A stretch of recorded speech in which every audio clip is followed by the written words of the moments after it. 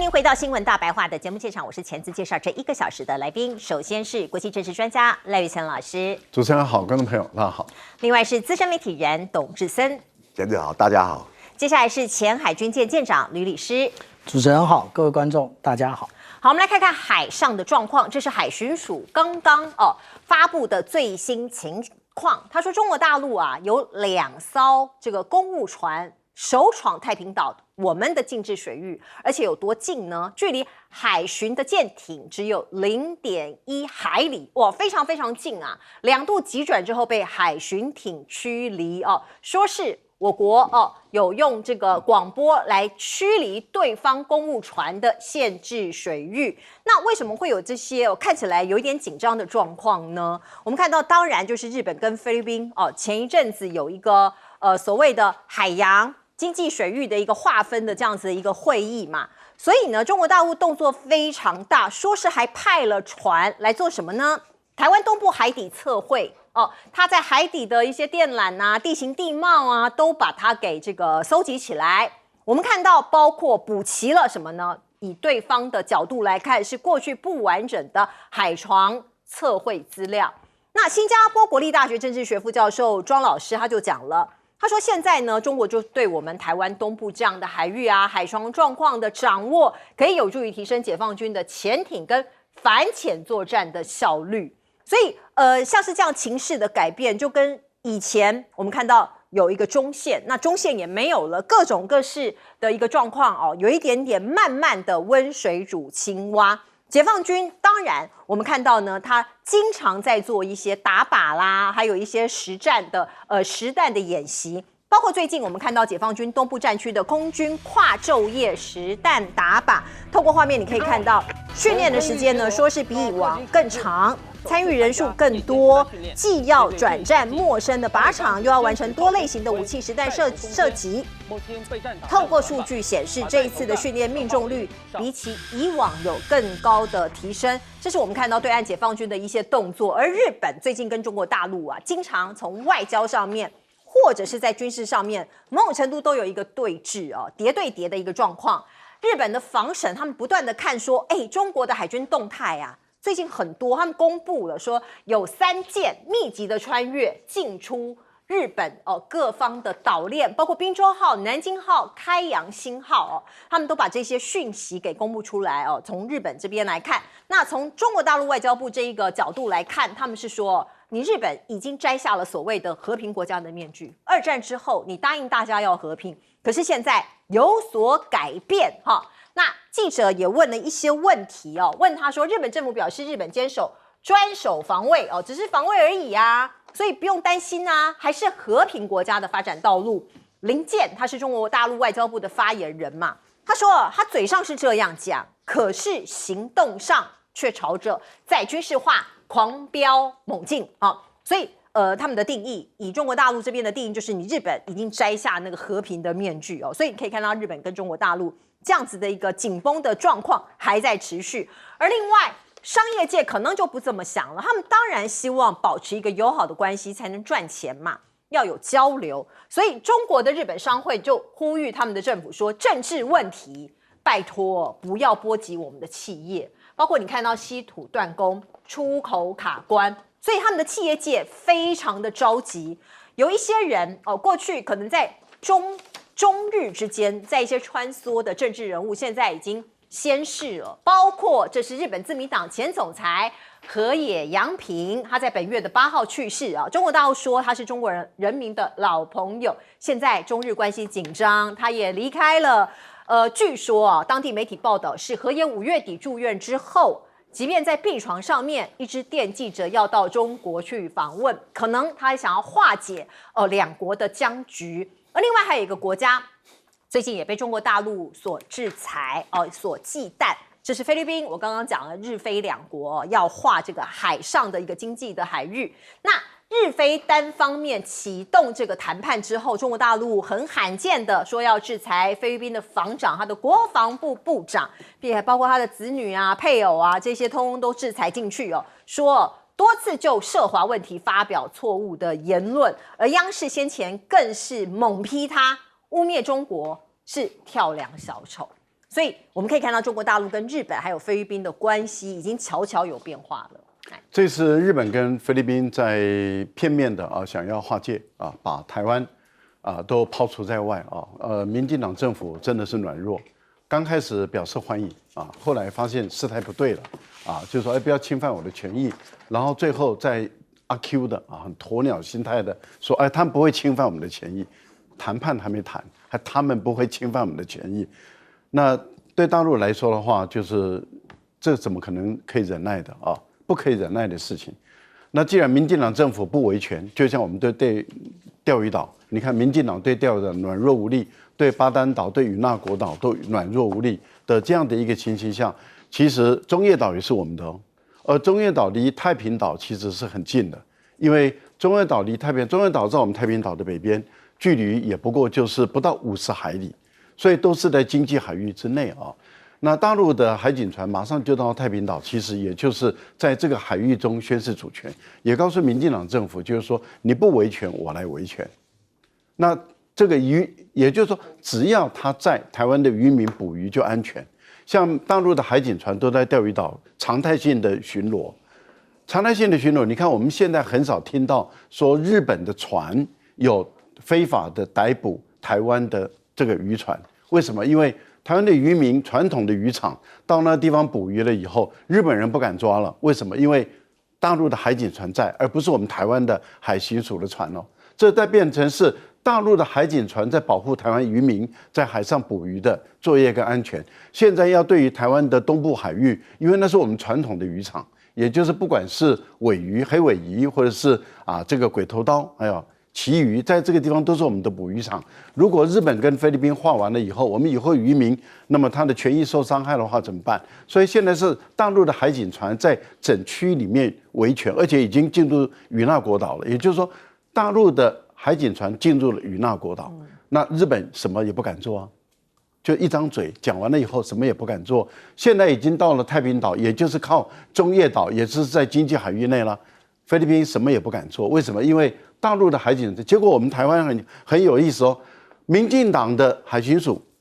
对于日本人跟对菲律宾软弱无力，对大陆就在那边卷袖子了你不可以怎么样怎么样。可是你对菲律宾跟日本船呢，好像躲得不知道跑去哪里了。我觉得不对的嘛，日本跟菲律宾要片面的划掉我们的海域你怎么搞错对象呢？我觉得台湾的民众，台湾的我们的渔民的乡亲们，你们要表达意见，渔会们你们要表达意见，这是你们的权益的问题，不能够让一个对于日本、菲律宾如此软弱无力的一个政党在那边操控，他目前掌握政府的公权力那是我们怎么办？所以我觉得在这个部分，坦白说是蛮严重而且蛮严肃的事。好，日本的高市早苗对大陆的态度很强悍，但是我们要问的是，他很强悍为日本拿到什么？什么都没拿到，稀土没了，钨没了。现在日本的重工业出问题了，日本的金属工业出问题了，日本的连电钻头的工业、精密制造业出问题，日本的这个造船业也都出问题了。为什么？因为这些重要的稀土都拿不到了。好。那这个就是你高市早苗，你很强悍，可是你给你日本带来什么？你什么都没带来，然后你弄得你自己的民调支持度一直跌，从过去70最高的现在剩下60，最低的已经跌到只剩下50，而且你的这个抹黑门还没爆开已经爆一半而已。如果抹黑门爆得越来越大的话，已经日本有一些媒体他们已经在预判说，高市早苗搞不好熬不过10个月，熬不到10月了，就是。如果他熬不到10月，那你赖清德你一直去巴结高市早苗，你巴结到最后，你得到的是什么？你得到的是把台湾什么东西权利都让掉。我觉得这个是不对的，这个是对于台湾的利益不坚守，这真的是很不应该的事情。现在是大陆在帮我们的渔民保护他的安全，保护他的捕鱼权，我觉得这个真的是我们没办法忍耐。还有就是菲律宾的这个国防部长刚开始是嘴很硬还没有被制裁之前嘴很硬，说我才不怕他制裁嘞，他制裁我从来不去中国大陆的我也不在乎这还是我的荣耀。结果被制裁了以后，人家在问他不讲了，为什么？因为你们都知道菲律宾的本身的航线并不发达，所以他很多的时候他们要透过到新加坡转机，到香港去转机。那他现在香港、澳门、大陆都进不去了，而且不只是他，他的家人、他的孩子。坦白说，我们在节目中有预估过，那个时候当菲律宾的国防部长在骂中国大陆，中国大陆帮菲律宾解救他们的农民的危机，解救他们航空业的危机，而这个国防部长还恩将仇报，在骂中国大陆的时候，那现在大陆一出手了，你看他本身跟他做生意的企业都会小心了，都会考虑啊。所以我个人觉得啊，这一张嘴害死自己，也害死家人，也害死菲律宾，干嘛啊？来请教舰长。其实啊，我们常常讲到说，有关于广播驱离到底是因为广播所以驱离有效吗？其实不是，也就是你驱离的对象，那他的那个原来设定的任务或工作已经完成了，那他离开这个现场了。那而且我们讲到说，有关于这个海巡06的这一个编队，他们的每一艘船的自持力，也就是我不需要补给，我就可以完成在海上的一个持续的时间，都超过60天。那更不要讲说海巡09，它是10700吨的船，它可以高达90天。所以他们也不是因为他们要回去补给，也不是他们要那个海巡署驱离有效。如果海巡署驱离这么有效的话，下一次再有人在街头斗殴的时候，我们请海巡署也同样的来广播驱离，看看这一些不良分子是不是他驱离就有效。而且这里面最有意思的，也就是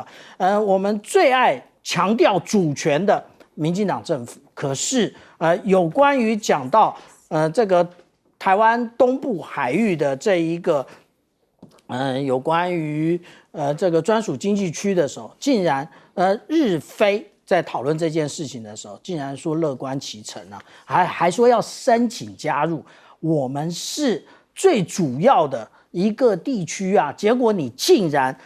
你是放渡吗？还那个让渡吗？还是你放弃了？那我们看到这些事情的时候啊，那例如说我们今天又谈到了有关于太平岛的部分了，我们看一看，我们常常强调的，也就是台湾呢，我们依据《两岸人民关系条例》，那《两岸人民关系条例》的部分，那它有所谓的限制区域跟禁制区域，禁制区域我们看到的是那个红色的部分，限制区域是蓝色的部分。其实这个部分呢，也就是我们看到它其实是跟我们一般所谈到的领海跟这一个临街区其实是大部分相同的。而我请问一下，大家有看到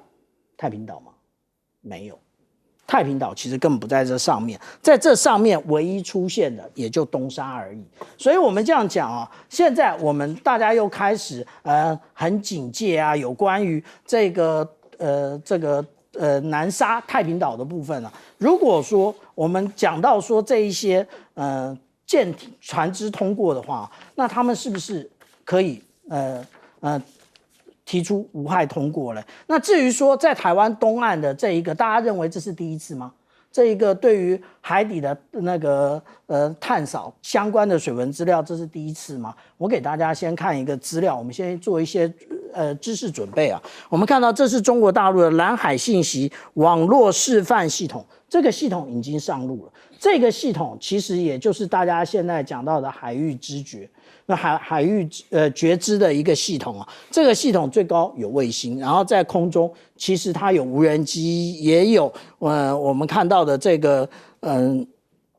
海上巡逻机的部分。那在水面呢，有这个岛礁信息系统。那最主要今天要讲到的是在水下的潜标啊，潜标的部分我们可以看到啊，它长得是像这个样子啊，它这是一个模型啊，长得是这样子，可是它到底实际上长成什么样子？它实际上长成的是这个样子，这个长度是400公尺哦，400公尺的深度哦，它到底布放在哪里了？如果我们来看中国大陆的它的一个那个有关于学刊里面，学术月刊里面，在台湾东部早就有布放了，而且布放的时间非常早，在2014年。我请问一下，有人在布放之前难道不需要探扫吗？需要。这个也就是我们讲到有关于台湾周边海域，中国大陆早就已经完成水文资料的调查，所以不是现在，其实早就已经掌握了。是的。OK， 来，对啊，小县长说的对啊，就好像我们这边有人在拍照或怎么样，就说，中国大陆用那个来偷拍啊，怎么样？我告诉你，早就拍了，人家那已经是航天科技已经进步到什么地步？讲那种就是比较没有水准的青鸟级的人啊。但是我讲哦，大家可以看到，你看我们的图表，你会发现什么时候有一个三杀，对不对？哇，三杀执法301到底怎么回事？我告诉你，中国大陆在2012年成立了三杀室，这个三杀表示什么？表示他在南海要有非常多的动作。2012年其实马英九在当总统，三杀就是他的西沙、中沙、南沙，它代表这地方其实是我的主权。那东沙为什么没有？因为东沙是我们高雄的旗津岛的一个岛，吴敦义当高雄市长的时候曾经上去过，所以在南海这些群岛当然很多大家会争执不休，这块是我，那块是我，会争执不休。但是你在外交的态度上，你要随时去表态，这是我的。我如果有驻军，那当然就是我的啊；如果没驻军，我要随时去行一行，就常这样。那当然随着表示的深越久的话，讲久了。可能就真的变成你的了。好，那这个其实就是他让我争执不休的，因为如果属于你的话，你的经济海域就变高了。好，那我们可以看到，我们政府在这一波为什么会碰到这样的情况？中国大陆为什么要主动？因为它很简单啊，中国大陆跟美国，川普跟习近平在会谈的时候，他们两个会谈，他们在餐厅吃饭的时候，我们是没有被叫去的，我们是。餐桌上的菜单，简单讲就这样。最近很多人都在引这句话，对不对？你不是桌上的宾，你不是参加的宾客，你就是桌上的菜单，没有错。那当然，两个大国，我们其实大家也莫可奈何，全世界都在看。可是接下来是怎么样？日本跟菲律宾，他们在谈的时候没跟台湾知会，什么都没有，然后最后划定了，我们政府不敢讲话。现在本来说两个大国也就算了，现在连菲律宾这种小国，他也骑上头上来了。请问对台湾人来讲，你不是日本跟菲律宾的宾客，你变成他的菜单，那情何以堪呐？所以我真的讲你看到民进党那一种，我就想起5·4运动有2句口号：内除国贼，外抗强权。民进党就是中华民国最大的国贼呀！会讲这样其实也可以看到了啦。比如说，我们以南沙对我们来讲是很重要，太平岛嘛，蔡英文、赖清德2个人当了10年多了，没有上去过。马英九上去过，陈水扁都上去过。你去国家元首去就宣示了主权，全世界都在看，他们不敢去啊。所以你尽量看这些东西会很生气。我告诉你那如果今天民党态度再这样软弱的话，中国大陆会说，那我也来宣示啊，就变成由他来宣示，这个是很。基本的道理嘛，所以他现在看说，本来日本在呛我，现在连菲律宾这种小国也敢来跟我挑衅，所以他的动作就加大，那下来南海更不安了。是，不过我们来看看一个最新消息，来自于中东，这是美国的 F-35战斗机从阿布达比的空军基地起飞，不过几分钟之后突然出现紧急状况。发出了7700这样的代码所以现在我们并不知道发生什么事情。它的航机图是这样的。那1周2轰，伊朗再度袭击科威特机场，包括科威特机场的雷达呀都严重的受损，并且有好几个人受伤。所以这代表中东的局势又升温了吗？包括有一架先前部署在巴林谢赫伊萨空军基地的美国海军海神海上巡逻机，现在已经移到了沙烏地阿拉伯的空军基地所以像这样子的一个动态，观众朋友您可能要理解那这个中东的这个状况会影响到你我，不是完全没关系的。我们可以看到，在战场上，伊朗动用了 F-14，有人说这是活宝冷战时期的活宝，因为它已经很久很久，半个世纪的超过半个世纪的一款战机，那它还拦截美军返还，这个画面都曝光了。您看到这个画面，就是它去拦截美军，然后再返还回伊朗的空军基地，在伊斯法罕。那当然就有人说，奇怪了，这个飞机这么古老，它是古董级的，它执行早期的预警任务有人说它不是主力的空优战斗机，可是除非什么呢？伊朗有秘密升级现代化的航电系统，那它就堪用哈。所以这个是我们的不知道的领域跟未知的领域。那川普又塌口了，昨天晚上大家的手机可能都跳出来一个 breaking 哦，这个讯息说哦，川普他又要攻打伊朗了，因为他在他的 social media 说他用更大更强的炸弹要痛击伊朗，然后要拿下哈尔克岛哦。可是才5个小时之后，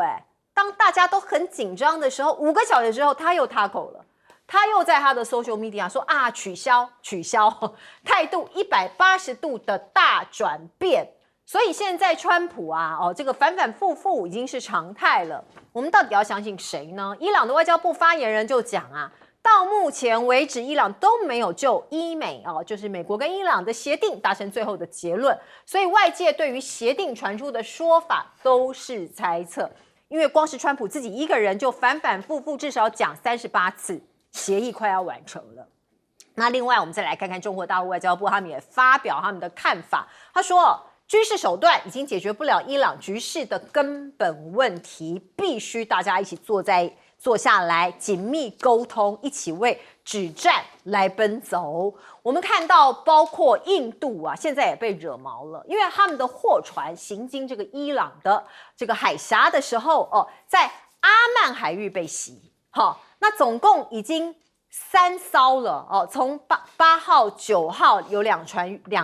艘船遇袭，现在有第3艘，他们就很受不了啊。他说：“这个我必须跟美国表达强烈抗议。”印度说，印度外交部，因为其中一起有让印度的船员3个人丧命，你美国就无缘无故轰我们的货轮，那个是平民的船那是货轮，不是军舰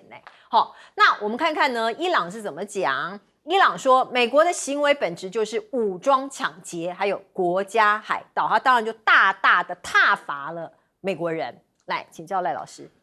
F-35是美国目前的主力战机也是新一代的一个战机它已经进入量产，已经上千架了这个战机，您看到现在不晓得是被伊朗干扰，或者是被伊朗这个攻击。或者是他自己发生机械故障，或者是飞行员在操作的时候出现什么问题，目前情况还不明。但是在过去他们发生同样的发出这种求救讯号的时候绝大部分这个战机就会坠落了。也就是说，后来这个平安的着地的并不多，也有成功的案例，但是失败的案例更多。那也就是说，如果这款飞机最后还是坠落下来，飞行员跳伞，因为这一般来讲，这种飞行员它是自动弹射，所以它一般来讲跳伞获救的几率很大。可能到明天我们就知道结果了。那这代表什么意思呢？代表美国在这一次的军事行动中，其实它的损失是越来越严重，而且呢，不是像川普所吹嘘的那样说伊朗没有反击，伊朗已经继续在反击。而中央司令部在昨天我们上这个节目的时候，美国的中央司令部还特别说一件事，他说我们的任务完成了，意思也就是说你伊朗不要再反击了，我们就到此为止然后再来进入协议。但是很明显的，我们昨天有说有不在美国人手中，昨天那时候我们的预判说由伊朗来决定，果然伊朗又反击了。这一反击，那你美国要不要再反击？所以这样子没完没了的情形下，其实他已经告诉了全世界说，你用军事手段确实解决不了这个问题。好，那川普昨天恼羞成怒，气得不得了，以后就发布一个讯息，说他要对哈尔科岛进行史无前例的攻击，而且他要去登陆了要去占领这个石油设施。其实讲完以后，我们都在笑因为我们当时有没有人相信？没有人相信，因为大家都知道你不敢做。你也做不到，因为你根本不敢出动地面部队，这个是人尽皆知的事情。果然5个小时以后，他自己说，伊朗方打电话给他，然后跟他求饶，说拜托不要再开火了，然后我们的协议会在欧洲完成。哇，你看现在很多包括华尔街日报，华尔街一直鼓励战争的，也是最支持川普做这件事的。但是华尔街的股票就是上上下下不断冲洗嘛。昨天传出来了以后，而且是在这个股票要开市的时候，你看一下子股票涨了，今天台湾的股票也拼命涨了。好，涨完了以后，我给观众朋友浇一盆冷水，可能性不大啊，因为有很多根本的问题，到目前为止，他们说什么很接近核心的根本问题根本没解决。第一个根本问题，那就是240亿被冻结的钱你还不还？也就是说，有一些钱被冻结在韩国，有一些钱被冻结在这个阿联酋等等的这些伊朗的钱，你还还是不还？可是你一旦还了，也就是说那是本来就是伊朗的钱，伊朗把油卖出去了以后，获得了这个钱，他们暂时存在那一个国家，然后等到他需要用的时候再拿来用，因为这是奥巴马总统时代跟伊朗签的这个核协议，所以解除伊朗的部分的这个制裁，换取伊朗浓缩铀不要超过3.67%，而因为这样，伊朗开始把油卖出去的时候，他赚到的钱就，例如说他卖到韩国，他赚到的钱就在韩国开一个账户，就放在韩国，然后从韩国那边买东西，然后进口到伊朗来，这个就是本来就是属于伊朗的油钱，他们是伊朗的钱，结果现在被韩国人冻结在那个地方，因为美国人要韩国人冻结在那个地方。后来贝森特就说：“我要动你，我要使用你的钱。”这个时候，我们再问第一个问题不解决，你核协议跟伊朗的和平协议不可能。第二个，浓缩铀的问题，伊朗没有说要交出去啊。那以色列说你没交我就要打啊，我不可能忍耐啊。这问题也还没解决，所以怎么可能说再过2-3天马上的即将的会在欧洲，我的副总统范斯会去欧洲参加 G7 的会议的时候，就会谈成这个核协议这个和平协议。我们看起来可能性实在是不太大，所以因为这样而股市涨，因为这样而股市跌，我觉得台湾也太敏感了，也是不是有心人在炒作，我不晓得那是自己要小心一点。好，最后一个印度。印度莫迪不是一直很巴结这个川普吗？川普一当选了以后，印度不是跑到美国去跟他左拥右抱，抱完了以后，结果的下场怎么样？这一艘船，它是在公海，在阿曼湾这个地方，美国说你给我停下来，他说我为什么要停下来？然后美国再度说叫他停下来，他不停了以后就开火了。哪有这种事？他在公海耶，不是你美国人的船呢，你美国就把人家打了。坦白说，你给全世界的强国做了一个范例，以后每个国家拦截船的时候不听他就打，强国就干。对，这个难怪印度要提出强烈的抗议。来，请教舰长。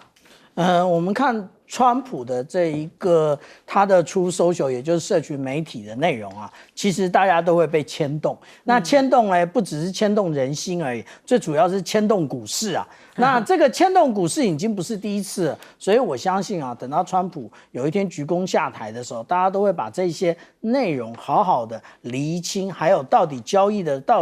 对象是谁，有没有内线交易，因为已经被指出很多次了。那至于说川普他讲说今晚要非常非常的猛烈的打击了，他这样讲已经不是第一次，也不是第11次，甚至不是第31次了，已经是第38次了。他这样子讲来讲去有用吗？没有用啊。为什么？因为大家一直都看他临阵退缩也就是他口嘛。那而且他现在说我现在集合了非常多的这个国家，我帮大家数了一下，一共有11个国家。这些国家其实大概都是波斯湾国家，那加上巴基斯坦以及加上土耳其。你为什么这个内容我们到现在听都没听过？为什么？因为应该是不存在吧。反正大家那个美国总统指到你这个国家，你敢说个不吗？那也就是大家都不说，那也就是我们现在看到的，川普其实透过这种极限施压来想要让伊朗就范，可是伊朗偏偏都没有就范了。但是我们来细数一下，从2月28号美国开始跟这个以色列攻击以来，截至目前为止已经超过3个月了。这3个月，其实美国跟以色列都有不同的策略。美国一直在想的是什么？也就是他一开始做的，他也就是说呢，希望能够那个伊朗的这些民众能够揭竿而起反对现在的这个政权。那也就是我们讲到的神学，那个有关于这些神学政权，他们想要这样做，可是没想到越打嘞，越把这一个我们讲到这个政权呢，越打越坚固。那至于说，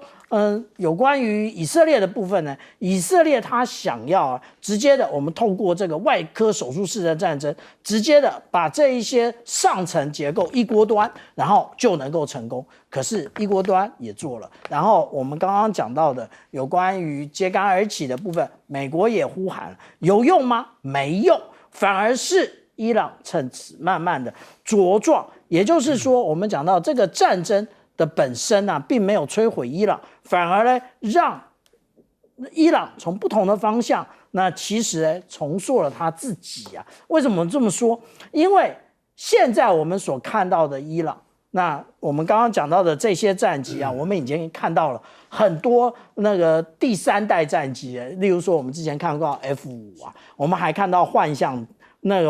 战机。现在大家可能会不会以为是这个Tom Cruise 他的这个独行侠又开始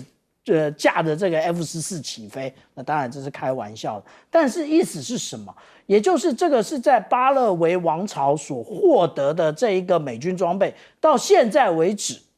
伊朗还维持的堪用。你说好用吗？那一定不好用，但是还可以堪用。而且呢，实际上来讲，如果说我们看到它现在美国也没有办法完全制压以色列的这一个行动，甚至我们前几天还看到这一个伊朗它的这一个用无人机直接攻击了这个阿帕契的攻击直升机，这个在台湾被誉为地表最强的攻击直升机也被攻击了。那而且呢，那实际上来讲，这些飞官是那个直接的，他没有跳伞这件事啊，意思是什么？他是比较靠近伊朗那一侧，所以才会被攻击。那也就是为什么后来美国要用这个无人艇去把这2个人带到一定程度之后再吊挂回来，原因就在此，就是过分接近伊朗的这一个领海的时候，伊朗就会适时的进行攻击。是，来，董哥，大家可以看到现在川普讲这些东西，其实知道自己美国没有这个能力他上岸登陆去伊朗，所以伊朗也很清楚美国的软肋在那里。何况我还有一个哈姆斯那个海峡那现在讲到这个，有时候会让人家觉得说，那川普这样再讲下去，不是美国没有威信？可是当然，就如同大家刚所分析的这个你很清楚，他其实就是为了自己的股市在炒作。现在战争跟我们过去想象不一样了。你知道美国在跟伊朗打仗，他的死神无人机已经有14架被打下来了，大家认为全世界最厉害的无人机。台湾买4架比死神同一系列的叫海上卫士，死神无人机是可以携带飞弹的，我们的海上卫士不行，我们是在台湾周遭然后征收到任何共军的东西，我们就把它传给美国。我们自己花6亿美元，大概折合170几亿买4架还没到，说今年会到2架，明年会到2架，我觉得不可能啦，就好像去年讲我们的潜舰11月就可以交了，没有，现在6月也过了，所以大家不要听信这些东西。可是你要想想，这跟台湾有些关系在哪里？阿帕契有2架被打下来，这也是这2天的新闻，对不对？这是台湾陆军溜洞腰里它最主要的等于说我们的武力那这个其实对台湾来讲，我们别人在战争我们要看，我们的经济受影响我们也要关心。但是如果你把这些东西拿过来的话，会发现那美国没有他讲那么厉害，他到底在搞什么把戏？我觉得他开始认为说我全力去打你，你应该会投降，可是没有办法打下来的话，越打越难打。那说明了什么？其实你由最近的这几场战争我们这作为一个世界的人类你在这5年来看到很多战争，看到很多武器，你要有一些心得。这个心得是什么？美国会打仗，就是他最厉害的就是他会偷袭没有成功，或者成功别人整坚持的话，美国就开始输了，就开始走火。所以他偷袭了大家可以看到委内瑞拉总统被抓走了，他偷袭了伊朗哈米尼被炸死了，可是伊朗又撑住了，撑住，现在他就比美国强啊，因为你不敢上岸啊，对不对？荷姆斯海峡在我手上啊，哇，那美国现在就完全动不得。你知道美国到伊朗有多远吗？7450海里，他到这边都打成这样了，所以那天川普从习近平那边离开，为什么讲我才不会花9500公里去打这场仗？我那时候想说他为什么会突然讲出这个数字？因为台海更远啊，美国更没有办法去打，各位懂了吧？对台湾来讲，美国的承诺或他真的要协助你，我觉得是有心无力。来看昨天美国的五角大厦突然封锁了，到底发生什么事情？说是有危险的物质外泄，然后我们看到当地的消防单位啊出动啊，然后大规模的去疏散人员，还有穿上防毒面具、化学防护衣。那好像说，是不是有人放了什么化学物质，还是什么毒素？结果1个小时之后 ，CNN 的报道让大家有一点跌破眼镜。CNN 是怎么讲？他说五角大厦的紧急封锁是因为警报异常，虚惊一场。如果真的是这样，那真的很拉惨。不过还有一个画面也让美国警方非常的警戒，这是华府国家广场。您透过我们的画面有一点不清楚啦，不过你可以尝试依稀可以看到，这是8，阿拉伯数字的8，这是6，然后这边比较淡的是4，我来写一下7，所以这个8647到底是谁画的因为它是有一个非常特殊的代号，因为在英文86他们的俚语是驱逐某人的一个代号。那47是第47届，美国总统川普现在就是第47届，所以警方很紧张啊，是不是有人要对川普不利所以现在也是紧急的在做各种的戒备中。那另外呢，我们讲到川普对中国大陆实施的贸易以及各种的方方面面科技的一些手段，到底有没有成果？我们先来看看中国大陆的关税战之后是不是没用啊？因为中国的海关总署就说，中国5月份的出口额年增高达19.4%，将近20%，增加这么多贸易额，所以对美国出口比起去年同期激增更多35.4%。所以你的关税战是没用的呢？川普你的手段是不是失效了？而我们看到晶片战，美国对中国的晶片封锁有没有成果呢？我们看到中国大陆小院高墙传出砸5兆人民币要打造全国的 AI 算力网这未来他们自己要推动的。另外有一件事情呢，在全世界的财经界都是大事 ，SpaceX 要 IPO 要这个上市它创造了史上规模最大的 IPO 今天已经成功的登陆了纳斯达克。那我们也可以看到这个 SpaceX 为什么可以吸引这么多的钱，全球的钱都被它狂袭而去啊。那美国媒体有注意到一个细节，它的招股书讲得很好大家当然去投资，可是有一个核心问题，就是中国牢牢的把这个钾加太阳能还有多晶系等关键材料，我们大家知道稀土各个方方面面控制在手上。那SpaceX 要怎么样解决这个供应链可能被卡脖子的问题，并没有回答。那我们也可以看到 FIFA 今天刚刚开幕了，这是世界杯，每4年一次，很多的球迷都热烈期待的。拉布布也出现在世界杯了，那很多中国人也吓一跳，因为事前保密到家这是泡泡玛特推出的潮流公仔，您看到的拉布布已经登上了墨西哥开幕典礼中的世界杯。那我们也可以看到很多中国球迷说吓我一跳，我们都不知道这件事，拉布布进军世界杯了，比国足有本事。他们在嘲讽他们自己的中国国足，因为他们都会说，哎呀，中国国足可能你的这个状况不是这么的顶尖。那另外我们看到呢，这一次的世界杯，用中国大陆的角度来看，官方的用球还有场馆的 LED 萤幕都是中国制造，来自于深圳的企业。来请教赖老师，五角大厦的这个是虚惊一场，还好是虚惊一场因为我们也看过恐怖片好莱坞也拍过这个片。五角大厦有被这个毒气释放，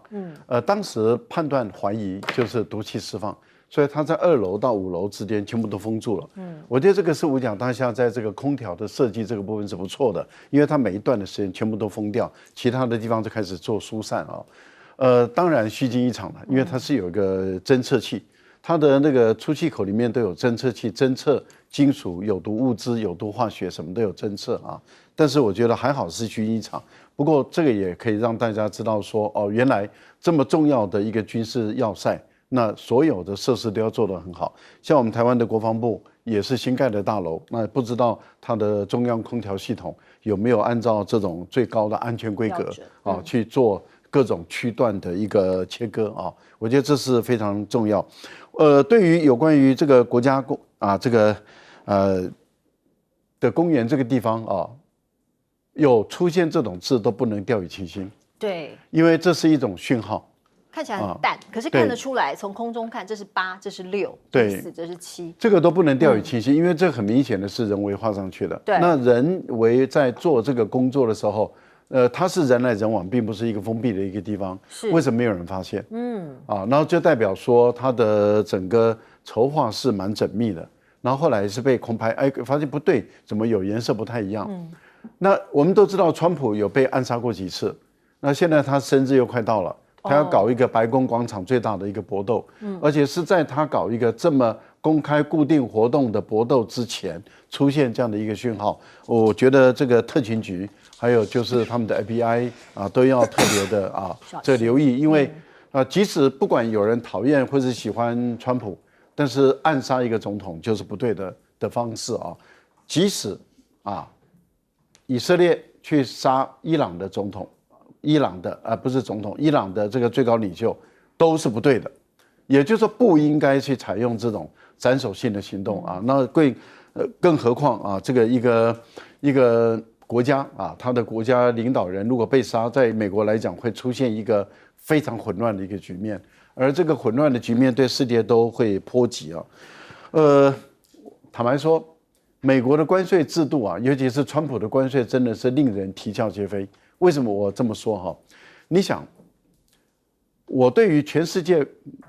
几乎没有什么差别的，我都课例如说我都课25%的关税好了，好，即使你课10%的关税，你都课了，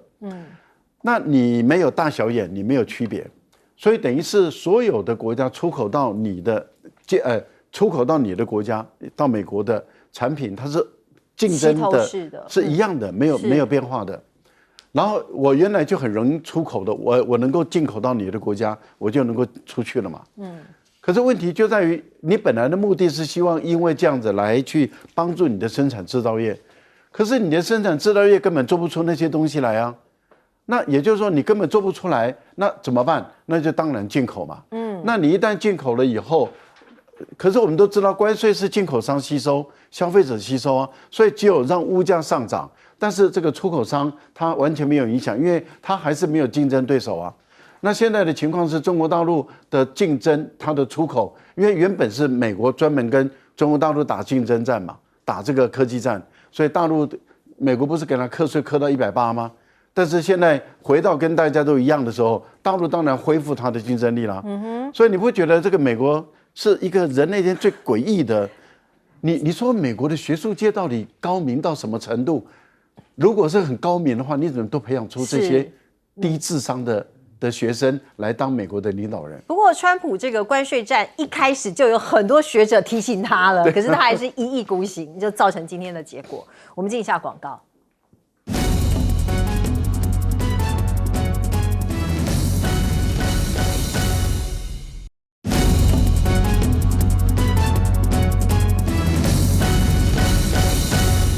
请教舰长怎么看包括五角大厦的事件？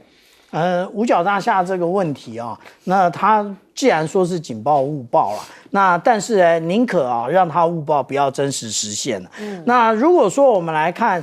这个川普的种种作为那其实我们就会发现一点用处都没有。他原来想要透过对等关税来约制中国大陆，但是现在看来是失败的。如果以4月来讲的话，对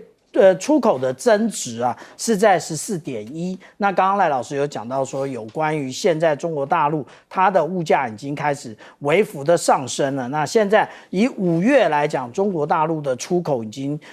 提升到19.4%啊，也就是说我们看到也就1个月，它的这一个经济出口值几乎上涨了将近5个百分点，其实这是蛮大的一个部分。但是我们现在讲的都是现在啊，但是我们要看未来。怎么是看未来呢？中国大陆它的第15次的5年经济计划啊，就是15-5的部分啊，它丢出了一个6网。什么叫做6网呢？也就是我们以前常常在讲的中国大陆水啊、电啊，还有那个5G 通信啊、地下，还有我们的地下管路啊，还有物流网，现在增加一个。那增加的还有一个增加一个叫做算力网。这个算力网，也就是说呢，这是中国大陆的下一代的发展的一个方向啊。另外，我们讲到说有关于电的部分，现在我们讲到说 SpaceX 好棒棒啊，可是 SpaceX 它在太空中所使用的这些太阳能板是哪一代的呢？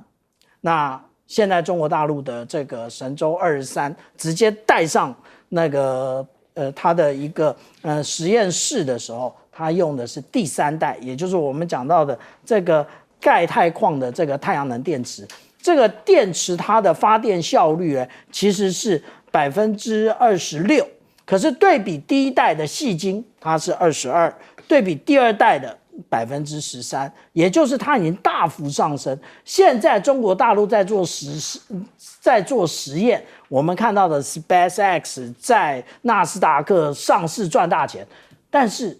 等到下一代的时候，那个 SpaceX 它还没有进入这一些科研探讨的部分啊，所以这个才是真正问题最大的部分。是我们进一下广告。